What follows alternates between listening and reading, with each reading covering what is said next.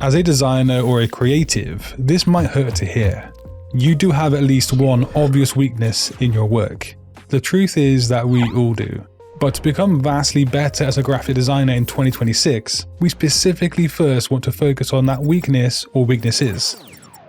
It's actually really easy to do. Simply pull up your last 12 months of work like a gallery. You might instantly know which projects didn't work out so well, or you might have a kind of a gut feeling on one of the projects or designs. But choose one design project and then compress the brief to that project into a single sentence. So for a coffee poster, that might have been readable at 5 seconds at 3 feet, feature the new Ethiopia single origin coffee, and drive a QR scan. Now, hold your design against that sentence. If the headline fights the product photo, if the QR code is hidden in the corner somehow, you have your weakness found. And here it's likely a lack of hierarchy or other design principles like proximity or white space, in which case you should then look at other projects to see if you're making the same mistakes elsewhere. But here's where it's taken to that next level. Either take your work to someone you can trust their opinion on, or upload it into something like ChatGPT. Ask them to be objectively honest and point out any weaknesses in your work, all while showing them the sentence from the brief that matches up alongside your work. What we're doing here on the first stage is gathering information on how our design work is failing at delivering what the brief asks of us, and then of course to objectively point it out. We want to turn our weaknesses into strengths, and that is one of the fastest ways to improve as a graphic designer. Okay, once you've identified any weaknesses in your actual design skills, we want to confront workflow issues. And yes, the vast majority of us do have them. The interesting truth is that a lot of design problems can start as workflow problems wearing a mask. But what could possibly be wrong with my workflow, I hear you shout? Well, the usual culprits are 5. The first is simply not working in a comfortable environment. Now, a lot of people think that graphic designers should be sat at a desk, and I thought this for a long time as well. That is until I realized that I was actually suffering in my workflow. These days, I simply work on the floor with my laptop or even on the sofa. That's where I feel most comfortable and thus most productive. Secondly, fuzzy brief use is where a designer starts designing before the goal is crisp in their mind. And so 3 rounds later, they discover they needed to increase website signups instead of brand awareness. You need to be completely clear on that brief. Then, something I like to call version file chaos. This is where file assets vanish into a pretty cryptic file name over and over again. This then means you can spend, 20 minutes hunting certain files, exports, or whatever twice a week in your workflow. That's not productive. Number 4 is feedback pinball, which, it sounds fun, but it totally isn't.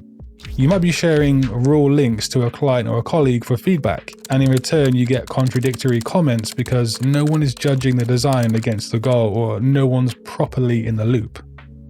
And lastly, the manual grind in rebuilding grids, exporting 12 sizes by hand, retyping alt text. Now, if any of these points felt uncomfortably familiar to you, then good, you found something you need to change. But to really pinpoint your own workflow issues, if there are any, think about what aspects of your design process feel uncomfortable or awkward. Are you ignoring client communication? Is your desktop messier than Boris Johnson's hair on a windy day? Just look at your day-to-day process and see what isn't quite right, and then of course fix it. How many potential leads have slipped through your fingers because your emails landed in that dreaded spam folder? Or perhaps they were deleted before even being opened. And also, did your personalized email get any attention at all? As a small business or a designer, you're probably juggling everything at once. Time, money, energy, all stretched really thin. And blasting out the same message to every single lead probably doesn't work anymore. That's where ZingHub steps in. It's an AI-powered platform that builds smarter, faster, and with a more personal outreach, but importantly, without any of the stress. ZingHub uses intelligent automation to craft messages that actually connect with people, and it delivers results you can measure. Whether you're solo or scaling up, it adapts to your workflow. ZingHub is an AI-powered outreach that can tailor your emails in just a few seconds, and that in turn sparks real conversations. And you can start your free 14-day trial today, and that will transform your outreach into something that actually does work.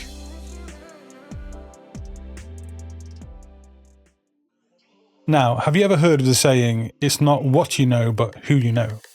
Well, this phrase does apply to graphic design in a huge way, because building connections is very useful and powerful. Now, part of becoming a better designer in 2026 will be having more connections. Trust me, it pays big. When you have some time, create a list of the Dream 25. This is a list of entities you would love to connect with or contact. So maybe 10 agencies, 5 brands, 5 creators, 5 complementary pros, a developer, motion designer, photographer, marketer, and so on. Spend 1 week or just a few days simply paying attention to how they act in the industry, online, and what they publish. Look at and study what they put out into the world and note what they care about. Then either connect with them on LinkedIn or something like that, or you could directly reach out to them with a question.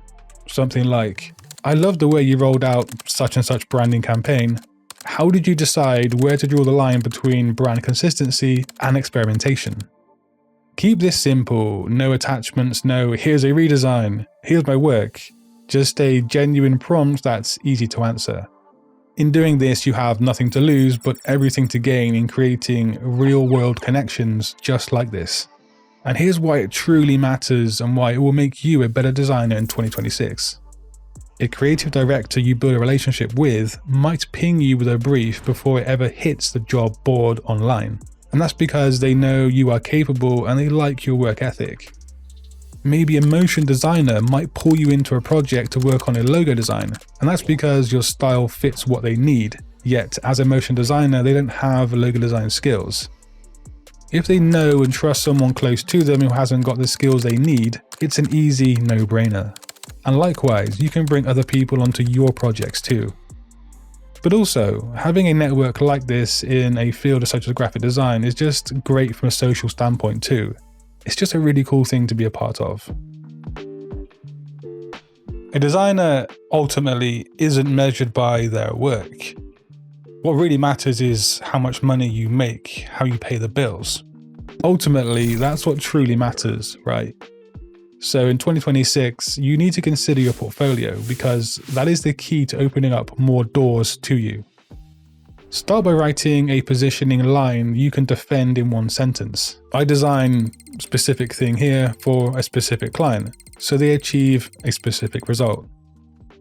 For a logo specialist, as an example, you could say, I design distinctive, legally sound logos for app-first startups so they can be recognizable in the App Store. Put this line at the top of your site or in your bio, but tweak it a bit to sound less formal or more formal depending on your targeted client. Then audit your portfolio against that promise. Keep 3 flagship projects that prove it beyond any doubt, and archive anything that muddies the message.